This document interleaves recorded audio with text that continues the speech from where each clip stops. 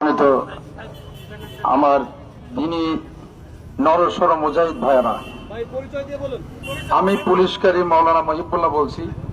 Duty শেষ করে পথ দিয়ে যাচ্ছিলাম, কিন্তু আসলে আমার দিনী ভাইদেরকে একঝাক কোরআনের সৈনিকদেরকে দেখে আমি আর বসে থাকতে পারলাম না। যেহেতু আমিও কোরআনে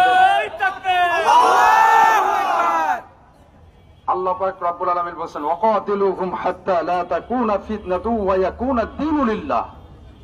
আর তাদের বিরুদ্ধে ততক্ষণ পর্যন্ত লড়াই করবে যতক্ষণ না ফিতনার অবসান হয়, যতক্ষণ না পর্যন্ত আল্লাহর জমিনে আল্লাহর দ্বীন প্রতিষ্ঠিত হয়। সুবহানাল্লাহ। عن انس رضي الله تعالى عنه ان النبي صلى الله عليه وسلم قال جاهدوا المشركين باموالكم وانفسكم والسنتكم।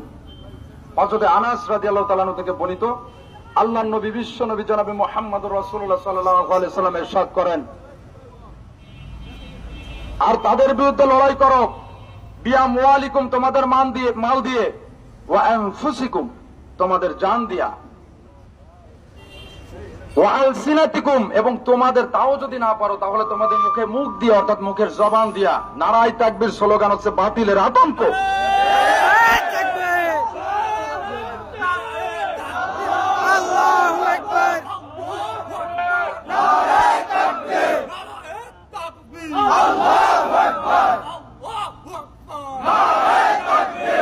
দেশ হিসেবে আপনার আমার পরিচয় হচ্ছে আমরা বাংলাদেশী, কিন্তু জাতি হিসেবে আপনার আমার সবচেয়ে বড় পরিচয় আছে আপনি আমি মুসলিম।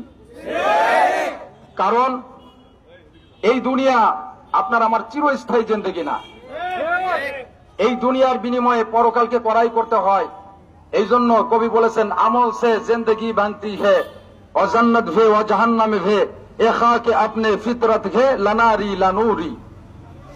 এই জীবনটা জান্নাত এবং জাহান্নামের কিছুই দিয়া, খড়ি দিয়ে বানায় নাই, আগুন দিয়ে বানায় নাই। এই জীবনটাকে গঠন করতে হয় একমাত্র আমল দিয়া। তা আমার বন্ধুগণ, দেখেন আল্লাহর নবীর জীবনে আল্লাহ পাক রব্বুল আলামিন কোরআনুল কারীমে 917 বার জিহাদের কথা উল্লেখ করেছেন। সশরীরে 27টা জিহাদে অংশগ্রহণ করেছেন। তার ইসলামের সর্বোচ্চ চূড়ার নাম হচ্ছে জিহাদ। আল্লাহ পাক রব্বুল আলামিন বলেন, ইন্নাল্লাহা আশতারা মিনাল মুমিনিনা ওয়া আনফুসাহুম ওয়া আমওয়ালাহুম বিআন্না লাহুমুল জান্নাহ ইউকাতিলুনা ফি সাবিলিল্লাহি ফায়াকতুলুনা ওয়া ইউকতালুন।